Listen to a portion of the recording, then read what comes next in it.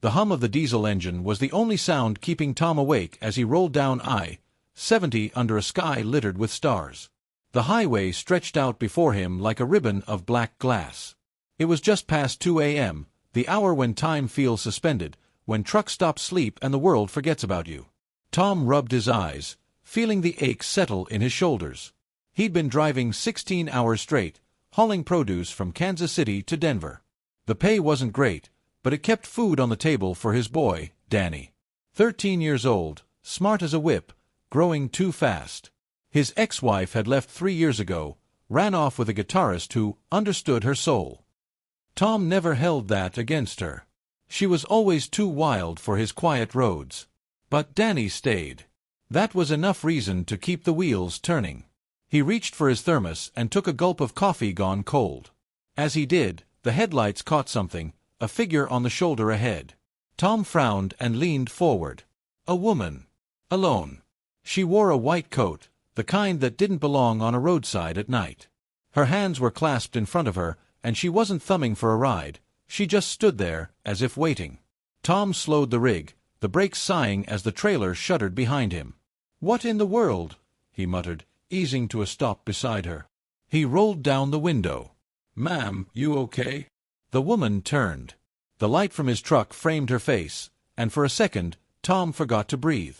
She was young, maybe in her 20s. Her skin had that soft glow you see in candlelight. Her dark hair fell straight down her shoulders, and her eyes, good Lord, her eyes, were the kind of blue you see in church windows. She smiled, small and calm. "I've been waiting for you." Tom blinked. "Me? You must be mistaken. I'm just headed to Denver." "I know." Her voice was quiet but clear, like a song half remembered. "May I ride with you?" He hesitated. You don't pick up strangers, not at night, not these days. But something about her, she didn't look dangerous. She didn't even look cold, though the night air was biting. "Yeah, sure," he said finally. "Hop in." She opened the passenger door, climbed up gracefully, and sat down without saying a word. The cab filled with a faint scent, like wildflowers after rain. Tom pulled back onto the highway, unsure what to say. After a minute, he asked, "Where you headed?" "West," she said. He nodded. "Well, that's where I'm going. Guess that works out." The woman smiled faintly. "Yes, it does." They drove in silence for a while. Tom kept glancing at her, trying to figure her out. No phone, no bag, no shoes, he realized suddenly. She was barefoot, but her feet were clean, almost glowing faintly under the dashlights. "You from around here?" he asked. "I come from very far away," she said. "But I've been near for a long time." He laughed lightly. "That's cryptic." Her lips curved into a gentle smile. "You drive through the night a lot, Thomas." That made him grip the wheel tighter. "How do you know my name?" She didn't answer right away. Her gaze stayed on the stars through the windshield. "You pray sometimes while you drive," she said softly. "You ask for help raising your son. For strength. For forgiveness." Tom's throat went dry. He hadn't told anyone about those prayers. He didn't even go to church much anymore. "Who are you?" he asked. She turned to him then, and the light in her eyes deepened, like a lake catching moonlight. "You know," she said simply. Tom looked at her for a long moment. His chest felt tight. "Are you saying—" "I'm Mary," she said. "Mother of Jesus." He nearly swerved off the road. "Okay, now hold on," he said, trying to steady his breathing. That's not funny." "I don't mean to frighten you," she said. Her tone was calm, tender, like she was used to disbelief. "But you stopped for me when others passed. And I need you to listen." Tom stared at the road, heart hammering. He wanted to laugh it off, but he couldn't. Something inside told him this wasn't a prank or a dream. The air in the cab felt different, warm, alive. "Listen to what?" he asked finally. "There is pain in your house," she said. "A weight that isn't yours to carry alone. It's not too late to bring light into it." Tom frowned, confusion mixing with unease. "You mean Danny? He's fine. Just a little quiet lately." Teen stuff, you know. Mary looked at him with sadness in her eyes. Your son feels unseen. He hides things he doesn't know how to say. Tom's stomach dropped. What do you mean, hides things? She didn't answer. Instead, she placed her hand gently over his on the steering wheel. Her touch was warm, too warm. A pulse of peace spread through him, a quiet that silenced every anxious thought at once. You will understand soon, she said. But first, you must have faith, not just in God, but in love. Then she looked out the window again. Pull over here. They were miles from anywhere. Just a dark stretch of desert and an empty road sign that said Silverton, 32 miles. Tom slowed. You sure? There's nothing here. Yes, she said, smiling faintly. This is far enough. He pulled onto the shoulder and stopped. The night was so still that he could hear his own heartbeat. Mary opened the door and stepped out barefoot onto the gravel. Her white coat fluttered in the wind. Tom leaned out the window. Hey, are you gonna be okay? You want me to call someone? She looked back at him, her face luminous under the stars. You already have, she said. Thank you for the ride, Thomas. Then she began to walk toward the horizon. He blinked once, and she was gone. Just like that. Vanished into the night. Tom sat frozen, hands trembling on the steering wheel. He checked the mirrors, the road, the field beyond. Nothing. No footprints. No figure. He reached for the dashboard and touched the spot where her hand had rested. It was warm, like sunlight had been trapped there. He whispered, Mother of God. He didn't sleep that night. He drove straight through to Denver, replaying everything in his head. When he finally pulled into the truck stop at dawn, he stepped out and noticed something odd. On the passenger seat where she'd sat was a single white rose. Fresh. Dew still on it. He stared at it, not breathing.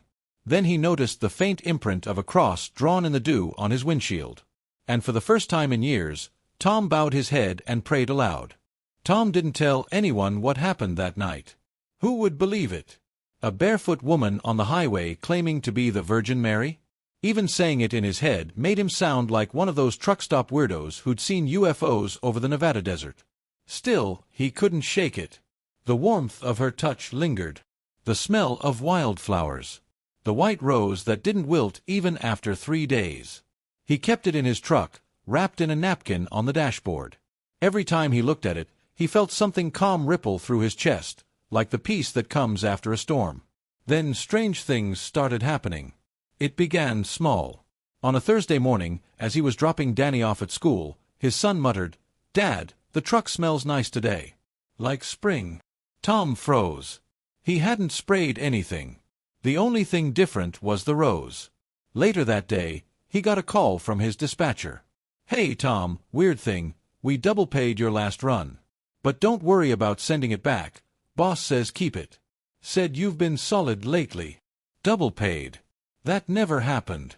That night, as he sat on the couch watching reruns, he felt a tug at his chest. The words Mary had said replayed in his head. There is pain in your house. He looked toward Danny's room. The door was closed. The blue glow of a tablet flickered underneath. He sighed and knocked. Hey, bud. You good? A pause. Yeah, Dad. Tom opened the door anyway. Danny sat cross-legged on the bed, hoodie up, earbuds in. He looked startled, like a kid caught doing something wrong. What's that? Tom asked. Nothing. Danny. His son hesitated, then handed over the tablet. Tom's heart sank when he saw the messages. Kids from school. Cruel ones. Freak. Nobody likes you. Go die, loser. Tom swallowed hard. How long's this been going on? Danny shrugged. A while. Why didn't you tell me? You're always working, Danny muttered. You wouldn't get it. That stung. He wanted to say, of course I would, but he realized maybe he wouldn't. He'd been too busy keeping the bills paid, thinking that was love enough. Tom sat down beside him. You know that's not true, right? What they say. Danny looked away. Doesn't matter. Tom took a breath. Look, I met someone on the road last week. A woman. Said she knew me. Said I needed to see things clearer.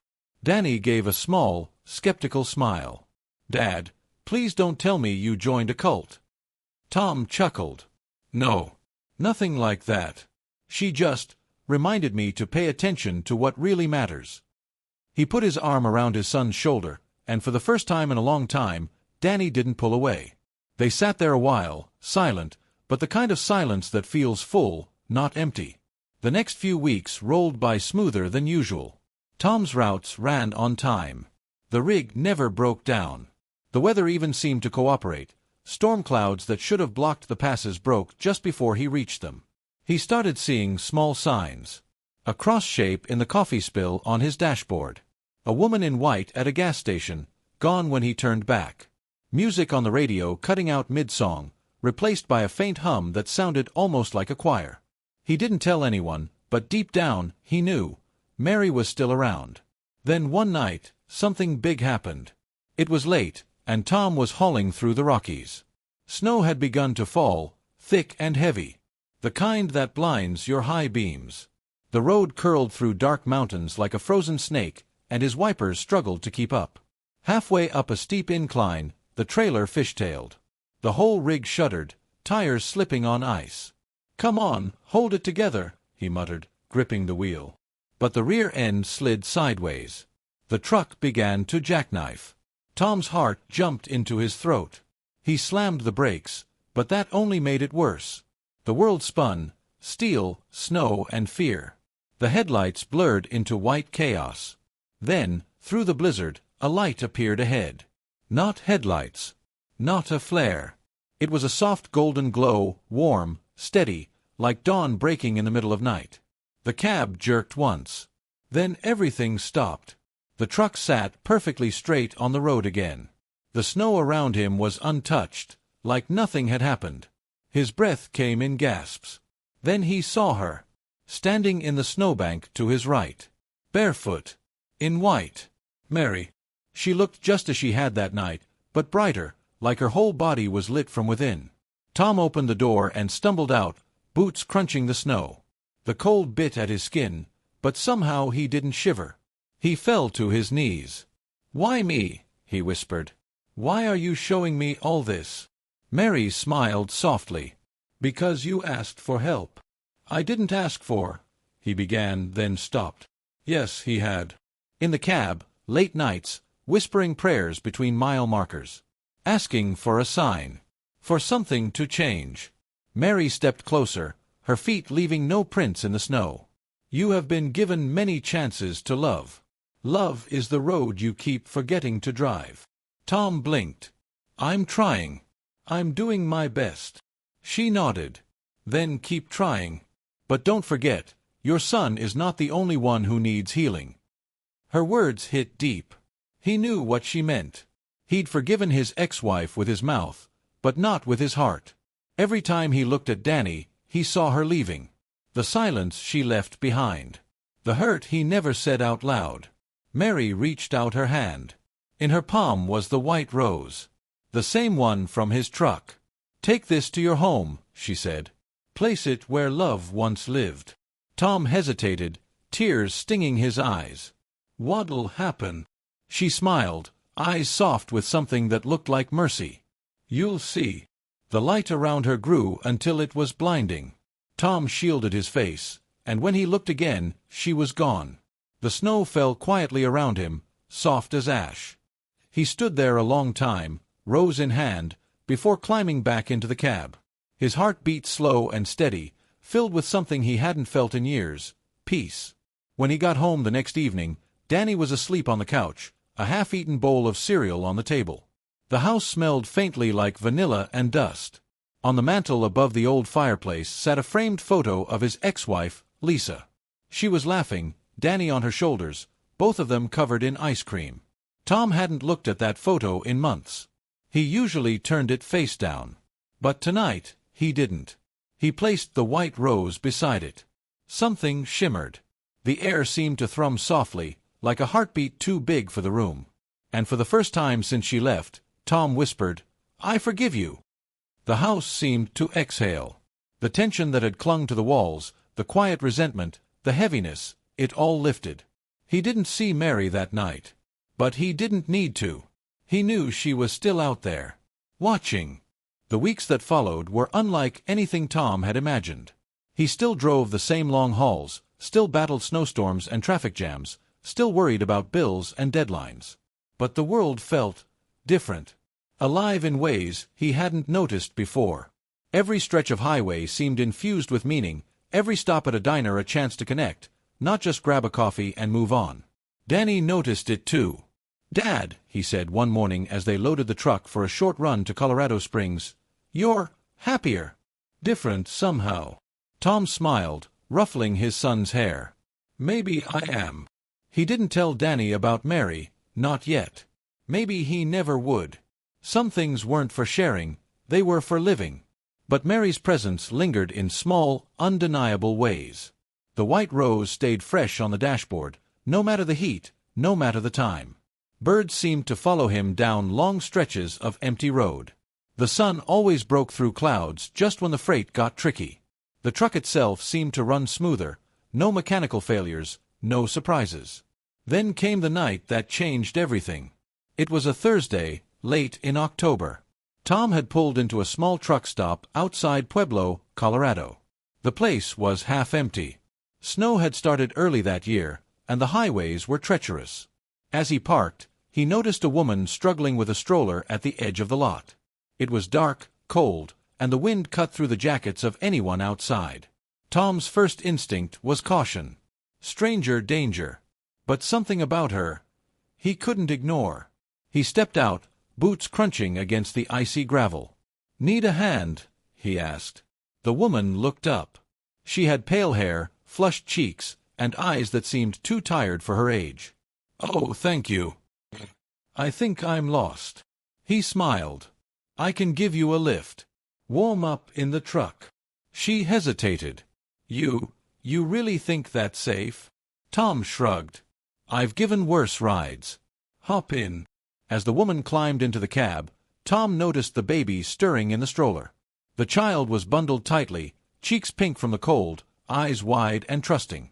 Tom drove slowly, letting the heater hum. The woman didn't speak much, just clutched the baby and occasionally glanced out the window. Finally, she spoke. "I don't know why I'm telling you this, but my husband left. He just left us. I don't know what to do." Tom nodded, understanding more than he could say. Sometimes people leave. Doesn't mean the world ends. You keep going. You protect the ones you love. That's all that matters. She looked at him, eyes wide. "How do you know that?" He smiled faintly. "I have a kid. I've been left too. You just keep driving." She nodded, tears brimming. "Thank you. I don't know what I'd do without someone like you tonight." Tom felt that same warmth he'd felt months ago when Mary had touched his hand. He didn't say anything, just nodded, letting her feel heard. By the time they reached her small apartment, snow had stopped. She thanked him, hugged the baby tightly, and whispered, "God bless you." Tom watched them disappear into the building. For a moment, he felt like Mary had walked beside him again. Back home, he found Danny waiting with a pile of papers on the table. "What's all this?" Tom asked. Danny grinned. "School fundraiser. I organized a drive for the homeless shelter. I thought, maybe we could do it together." Tom's throat tightened. He looked at his son, now more than just a kid, growing, learning, loving. "We can do it," he said. And they did. They collected coats, blankets, food, and toys. Every weekend, they went out into the city, handing out what they could. Tom's rig became a mobile donation center, drawing attention wherever he stopped. Everywhere he went, people noticed. People who were lonely, lost, scared. They found a hand to hold, a smile to trust. And through it all, Tom felt Mary's presence guiding him, gentle but unmistakable. Months passed, and life settled into a rhythm. The rose never wilted. Snowstorms, traffic, delays, they all happened, but nothing broke the thread of peace that Mary had woven into his life. One night, as he drove back from a long run, he caught sight of a figure on the side of the road. Heart hammering, he slowed. It was her. Mary. She smiled, serene as ever. Thomas. He pulled over, hands trembling. Mary. We've tried. Danny and we've changed. We're doing better. I know, she said. Her eyes sparkled. You've learned to see, to care, to forgive. That is faith in action. Tom's chest swelled. I don't know how to thank you. You don't need to, she said. Just live. Keep driving. Keep loving. That's all the thanks the world needs. Then, as silently as she appeared, she walked into the night. Barefoot, glowing faintly in the moonlight, leaving only a faint scent of wildflowers behind. Tom exhaled, tears streaming down his face.